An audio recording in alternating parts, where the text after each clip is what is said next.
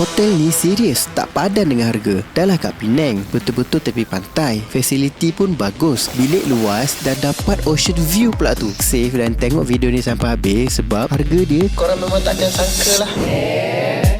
Masa kat Penang hari tu, kita orang stay di Tanjung Point Residences. Dia macam hotel, fully furnished apartment macam tu lah. Ada ruang tamu, meja makan, dapur, toilet, semua lengkap. Unit kita orang ada 3 bilik yang sangat selesa. Bilik air master dia ni memang rare. Terkejut kita orang. Yang paling best, of course lah view dia. Semua bilik dapat ocean view Laut Andaman. Cantiknya. Sini pun ada direct access pergi pantai. And ombak dia tak kuat sangat, so nak mandi memang seronok lah. Kalau nak swimming pool pun boleh juga. Ada for kids and area yang berbumbung. Lagi dia ada playground, gym and laundry juga tau. Malam-malam kita orang relax, layan angin dan bunyi ombak pantai. Ini pula view waktu pagi-pagi. Cantik kan?